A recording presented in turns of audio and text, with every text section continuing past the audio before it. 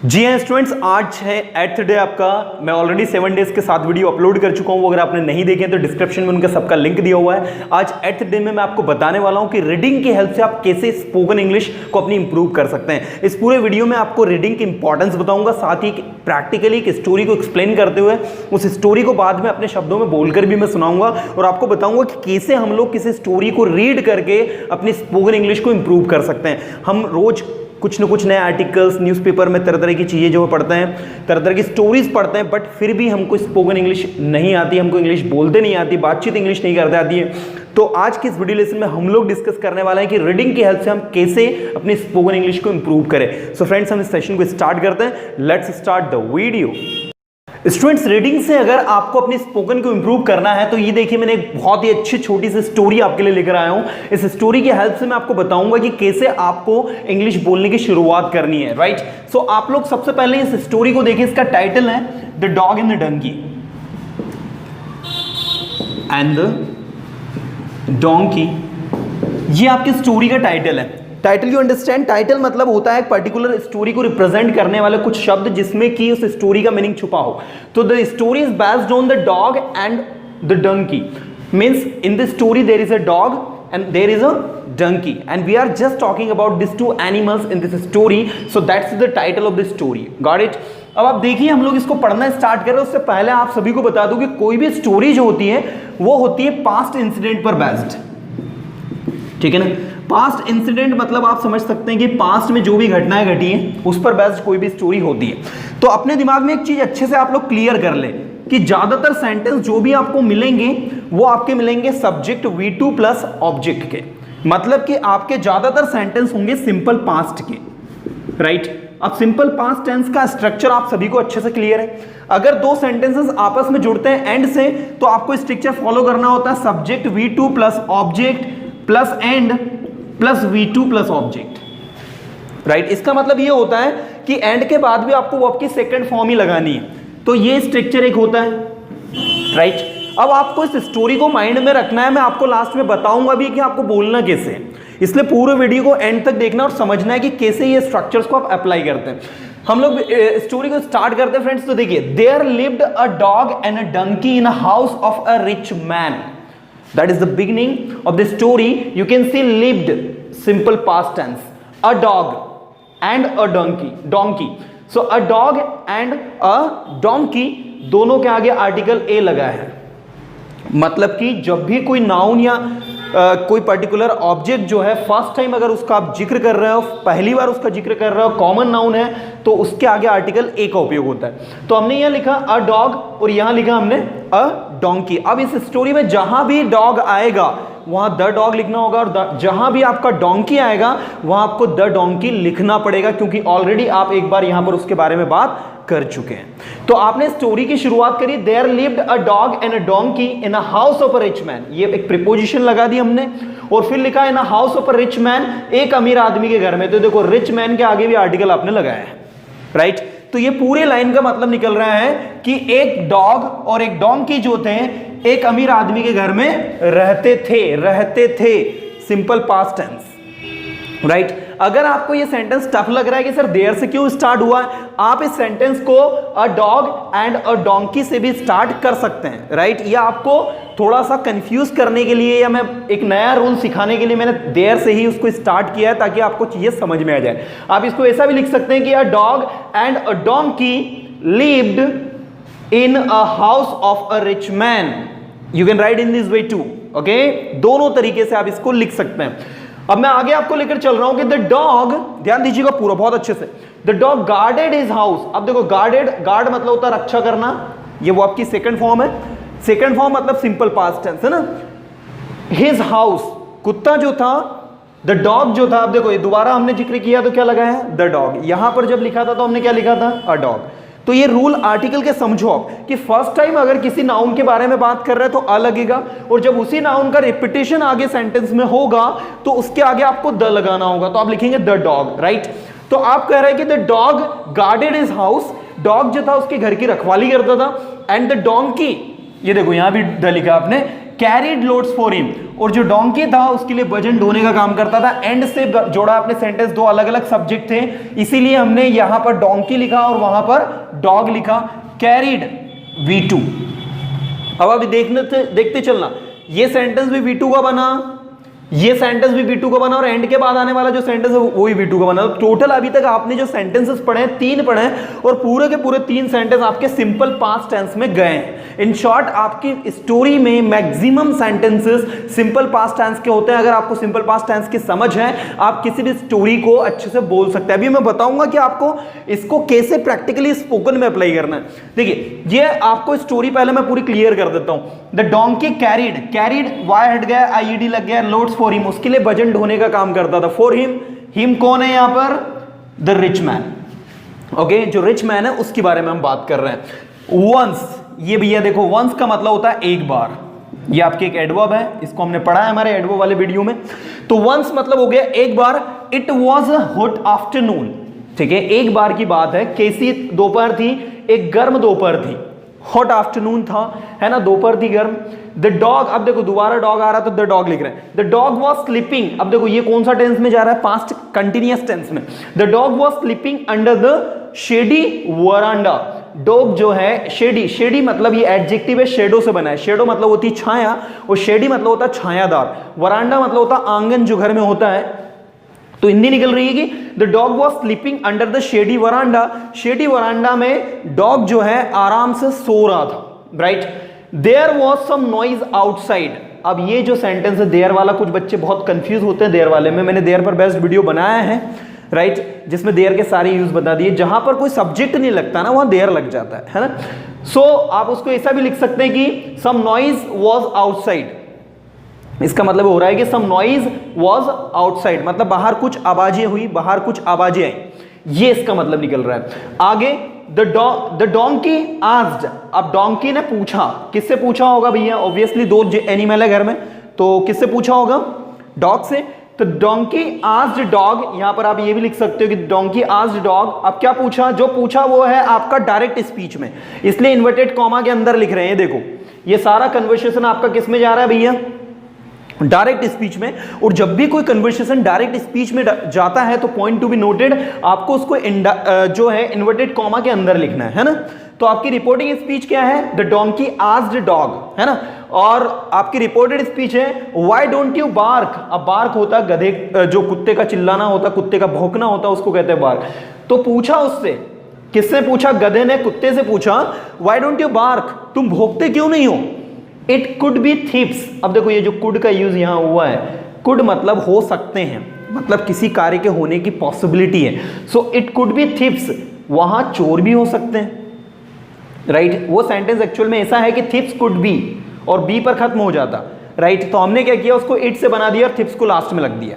याद रखिएगा, इट और आपके देयर दो ऐसे सब्जेक्ट्स हैं जिनका उपयोग जहां सब्जेक्ट नहीं लगाना होता है, या फिर जहां पर हमारे पास सब्जेक्ट निश्चित नहीं होता है, वहां हम इट को और देयर को लगा देते हैं। तो वह सेंटेंस एक्चुअल में ऐसा था कि thieves could be there, right, वहां चोर हो सकते हैं, लाइक।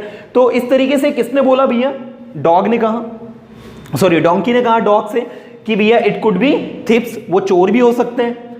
द डॉग रिप्लाइड, अब देखो डॉग ने रिप्लाइड किया, ये V2 सिंपल पास्ट टेंस है ना। डॉग रिप्लाइड, क्या किया? Mind your own business. ये आपका इंपेरेटिव सेंटेंस है। माइंड योर ओन बिजनेस का मतलब होता है अपने काम पर ध्यान दो। माइंड का मतलब होता है ध्यान देना। ऐसे काफी सारे फ्रेजेस हम लोग बोलते हैं, sentences like mind your tongue, अपनी जबान पर ध्यान दो। माइंड योर बिजनेस, अपने काम पर ध्यान दो। माइंड योर गोल, अपने गोल पर ध्यान दो। तो दैट्स माइंड मीन्स दिमाग नहीं है ना। माइंड का मतलब होता है टू फोकस, किसी चीज के ऊपर फोकस करना, वो मीनिंग निकल रहे हैं। So mind your own business, अपने काम पर ध्यान दो, या फिर अपने काम से काम रखो, आप ऐसा भी बोल सकते हैं, अपने काम से काम रखो, है ना। But the donkey did not listen, ये देखो ये भी सिंपल पास्ट टेंस है, लेकिन गधे ने नहीं सुनी। The donkey did not listen. It wanted to save it master, अब देखो गधे ने नहीं सुनी। इट किसके लिए लगा भैया? द डोंकी के लिए, याद रखिएगा, ठीक है। आप चाहे तो इट की जगह ही भी लगा सकते हैं। आप कहेंगे सर एनिमल के लिए तो इट लगता है, ही क्यों लगाएंगे? आप यहां पर कन्वर्सेशन करवा रहे हो एनिमल्स के बीच में इंसानों की तरह, मतलब आप इन एनिमल्स को इंसानों की तरह रिप्रेजेंट कर रहे हो। और जब भी कोई एनिमल्स को के बीच में आप कन्वर्सेशन करवाते हो या उनको इंसानों की तरह बातचीत करवाते हो तो याद रखिएगा वहां पर प्रोनाउन के रूप में आप ही, शी, दे यूज कर सकते हैं। दे तो वैसे होता ही है यूज, लेकिन ही और शी को जो कि इंसानों के लिए यूज होता है उसको आप एनिमल्स के लिए भी अप्लाई कर सकते हो। तो आप यहां पर बिल्कुल ही लिख सकते हैं कि he wanted to save, but याद रखिएगा जब यहां ही लिखेंगे तो यहां पर हिज हो जाएगा, ये भी थोड़ा ध्यान दे आप, है ना, यहां ही लिखेंगे तो यहां हिज हो जाएगा। He wanted to save his masters, wanted to save his, मैंने मास्टर नहीं लिखा है, मैं लिख देता हूं, मास्टर मतलब होता मालिक, है ना। He wanted to save his master from thieves, वो चोरों से अपने मालिक को बचाना चाहता था। Who wanted to save? So the donkey wanted to save. I may ask you a question after this story, so you should be able to answer my questions. See, after reading this story, if one is asking you a question based on this story, so you should be able to answer it, right? And in a very simple way you can answer, right? Ki what was the job of the dog? So the job of the dog was to guard the house. What was the job of the donkey? So the job of the donkey to carry loads, you know. So you should be able to answer all these questions in English. चलिए हम आगे देखते हैं। So he wanted to save his master from thieves, वो चोरों से अपने मालिक को बचाना चाहता था। It started braying, आप इट की जगह ही भी लिख सकते हैं। ही स्टार्टेड ब्रेइंग, उसने क्या करना स्टार्ट कर दिया भैया, चिल्लाना स्टार्ट कर दिया। अब देखो ये ब्रे मतलब होता है गधे का चिल्लाना, बार्क मतलब होता है कुत्ते का चिल्लाना, देयर इज अ डिफरेंस, है ना। तो अलग अलग एनिमल्स के लिए अलग अलग यूज करते हैं। जैसे शेर अगर चिल्लाएगा तो क्या यूज करेंगे, हम रॉर यूज करेंगे, ठीक है ना। तो ये अलग अलग एनिमल्स के लिए हम लोग अलग अलग वर्ड यूज करते हैं। सो ही स्टार्टेड ब्रेइंग, उसने चिल्लाना स्टार्ट कर दिया। तो गधे के चिल्लाने के लिए जो वर्ड यूज होता है दैट्स ब्रे, BRAY, ब्रे, है ना। और याद रखना स्टार्टेड सिंपल पास्ट टेंस, और स्टार्ट वर्ब जो है इसके बाद में जब भी कोई न्यू वर्ब आती है, ठीक है, तो उसमें वर्ब में ING लगता है। जैसे स्टार्ट स्पीकिंग, तो started braying, started crying, started going, started coming, started learning.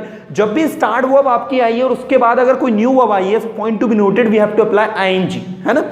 चलिए आगे देखते हैं हम लोग। The master who was sound asleep, अब जो मास्टर है वो गहरी नींद में था। तो देखो ये मास्टर जो है, अब ये इतना sentence who was sound asleep, ये जो है आपकी यहां पर डिपेंडेंट है इस सेंटेंस के ऊपर, मतलब ये सबऑर्डिनेट क्लॉज है। तो आपको इस सेंटेंस को ऐसे पढ़ना है कि the master got wild with the donkey, जो मालिक था वो गॉट वाइल्ड हो गया, मतलब पागल हो गया, उसका बहुत ज्यादा दिमाग खराब हो गया। आपकी भाषा में कहें किससे दिमाग खराब हो गया, डोंकी से, है ना। जो क्या था मालिक, who was sound asleep, asleep जो है स्लीप से बना, ये एडजेक्टिव होता है ना। तो हु वाज साउंड अस्लीप, जो गहरी नींद में था। साउंड मतलब क्या होता है, ज्यादा गहरी। तो जो गहरी नींद में था, got wild with the donkey, donkey के साथ वो पागल हो गया, है ना। एंड केम रनिंग आउट, ये देखो came simple past tense, running ये आपका प्रेजेंट पार्टिसिपल है जिसका मतलब है कोई काम हुआ, लाइक रनिंग मतलब यहां निकल रहा दौड़ते हुए। केम रनिंग आउट, और दौड़ते हुए बाहर आया, विथ ए स्टिक, एक लाठी के साथ में, एंड गेव, ये देखो V2, एंड के बाद भी V2, ये एंड के बाद भी V2 सिंपल पास्ट टेंस, है ना। And gave a hard beating, hard beating मतलब कठोर पिटाई, टू द डोंकी, किसको दे दी भैया, डोंकी को अच्छी कठोर वाली पिटाई दे दी। So again I am explaining the master who was sound asleep, master जो कि गहरी नींद में था, गॉट वाइल्ड, तो यहां पर मास्टर का कनेक्शन इस गॉड वर्ड से, है ना। और इसी मास्टर का कनेक्शन किससे है, केम से है, और इसी मास्टर का कनेक्शन किससे है, गेव से है। तो ये जो तीन वर्ब है, गॉट, इसके बाद कैम और गेव, ये तीनों जो है इसका सब्जेक्ट एक ही है, द मास्टर, गार्डेज। तो ये ऐसे सेंटेंसेस जब पूरी होच पोच हो जाती है ना, तो हम लोग कंफ्यूज हो जाते हैं और हमको भी इसकी हिंदी नहीं निकालती आती। बहुत जल्दी मैं रीडिंग न्यूज़पेपर बेस्ड वीडियो आपके लिए लेकर आने वाला हूं, जिसमें आपको बताऊंगा न्यूज़पेपर को कैसे पढ़ना है, तो सारे रूल्स भी उसमें आपको कवर अप होंगे। चलिए अब मुझे बताइए, उम्मीद करता हूं कि स्टोरी आपको समझ में आ गई होगी। तो लास्ट में पिटाई होगी किसकी, डोंकी की। सो अगर आपसे पूछा जाए what is the moral of the story, story का मोरल क्या है, so you should be able to answer that the moral of the story is that it is always better to mind our own business, it is always better to mind our own business। ये story वही story है भैया जो मैंने group में आपको Instagram पर Telegram पर सेंड करी है। ये स्टोरीज मैंने करीब 8 से 10 स्टोरीज आपको टेलीग्राम ग्रुप पर सेंड करी है। जो लोग नहीं जुड़े हैं जुड़ जाइएगा उससे। It is always better to mind our own business, हमेशा अपने काम पर ध्यान देना ज्यादा अच्छा होता है, दूसरे के काम में टांग अड़ाते हैं, तो यही चीज होती है that we have to learn. अब करना क्या है, we have read this story, हमने इस स्टोरी को पढ़ लिया, अब इस स्टोरी को प्रैक्टिकली स्पोकन में कैसे बोले। देखिए किसी भी स्टोरी को हमें बोलने के लिए इंग्लिश में सबसे पहले मैंने आपको शुरू में बताया था कि आपके पास स्ट्रक्चर की समझ होनी चाहिए, मतलब आपको जो है ज्यादातर सेंटेंस जो आपको बनाने हैं वो बनाने हैं सब्जेक्ट V2 प्लस ऑब्जेक्ट, मतलब सिंपल पास्ट टेंस के। अब आप देखिए कैसे इस स्टोरी को हम चेंज करके अपने शब्दों में बोलते हैं और अपनी स्पोकन को इंप्रूव करते हैं। तो हम लोग शुरुआत करते हैं सबसे पहले यहां से ही। तो आप अपनी भाषा में क्या बोल सकते हो, वंस अपॉन अ टाइम, ये जो आपका फ्रेजेस है वंस अपॉन अ टाइम, जिसका मतलब होता है एक समय की बात है। Once upon a time a dog and a donkey lived in a house of a rich man. ध्यान दीजिएगा सारे students, okay everybody, I will explain you the entire story only in English, you have to listen it very carefully. So what you have to start by saying this line that once upon a time a dog and a donkey lived in a house of a rich man. That is the beginning of your story. Then you have to go ahead. The dog used to, आप मान लीजिए आपको guarded नहीं बोलते आ रहा है तो आप used to का यूज कर सकते हैं। The dog used to guard his house and the donkey used to carry loads for him. Or on the other hand you can say the dog guarded his house and the donkey carried loads for him in simple past tense as there is written. You can speak in this way. Now once what happened, okay in speaking you are actually speaking, आप बोलने में इसको बोल रहे हैं तो आप इस तरीके से ऐसा बोल सकते हैं। वंस व्हाट हैपेंड, एक बार क्या हुआ, it was a hot afternoon, you may say there was hot afternoon, the dog was sleeping under the shady veranda, there was some noise outside, या some noise were outside. After listening this noise the donkey asked dog, you should bark, there could be some thieves, why don't you bark? So the donkey asked the dog, why don't you bark, it could be thieves, you should bark, your job is to guard the house. Got it? That is the sentence of the dog. Now that is the sentence of the donkey. Now the donkey is replied, now the dog replied by saying that mind your own business, let me do my job and you do your job, do not disturb me and mind your own business. It was spoken by dog. Now what happened, the donkey who wanted to save his master, donkey जो कि अपने master को बचाना चाहता था from thieves, started braying. That is a different form of the sentence that you can actually, and in a simple way if you want to speak, so the donkey did not listen, the donkey would not listen, on the place of did you can also use would, क्योंकि would का use भी simple past में होता है। So the donkey did not listen because he wanted to save his master from the thieves, therefore he started braying. Now what happened, the master was sleeping and he was in sound sleep. When he heard the unnecessary sound of donkey, you know, he got wild, okay, and he came out with a stick, right? He came running out with a stick and started beating very badly to the donkey. He gave a hard beating to the donkey. Now the poor donkey could not express why he was braying. बेचारा donkey express नहीं कर पाया कि वो क्यों चिल्ला रहा था, right? If the dog had started barking, then he would not have been bitten. Why? Because the job of the donkey was not to bray, not to guard the house, it was the job of the dog, and therefore if the dog had started braying, I don't think he would have been bitten, but the donkey has been bitten. Why? Because that was not his job. So what I'm telling you all the guys is that it's very easy to speak any story in English. It's not tough, one can easily speak all these things, but keep in mind that while speaking any story you have to use simple past tense, because the simple past tense, you know, this is the base of any story. You speak any story, and even after reading this story, if you go through the another story, even I have sent some of the stories in your Telegram group, so you can see in that stories you will find most of the sentence from simple past tense. Okay, so you can make your own story in your own words. If you know any story, right, that you used to hear in your childhood, you can speak this story in your own words, right? The Lion and the Mouse, the story The Lion and the Mouse, right? वो चूहा और शेर वाली story आप अपने शब्दों में बिल्कुल सिंपल पास्ट टेंस का यूज करके आप बोल सकते हैं. Okay, so what I am telling you guys कि आपको स्पीकिंग में रीडिंग बहुत इंपॉर्टेंट रोल प्ले करती है. जो भी आपने रीड किया, whatever you have read, just try to speak it in your own words. That once upon a time there was a house, and in the house there used to live a rich man. The rich man had a dog and a donkey. The job of the dog is to guard the house, and the job of the donkey is to carry loads for him. One day the dog was sleeping under the shady veranda. He heard some noise outside and he actually slipped back, but donkey, he wanted to save his master from thieves. He didn't listen it and he started braying.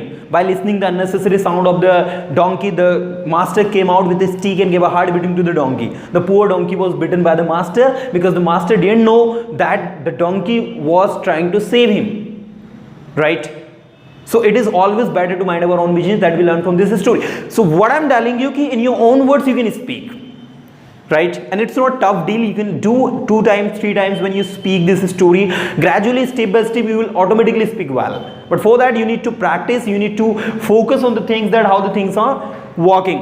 हो friends, video आपको अच्छा लगा बिल्कुल इसे like करें, अपने friend circle में share करें. Keep watching, keep learning with us. Thank you so much friend. Thank you to watch this video. Thank you so much.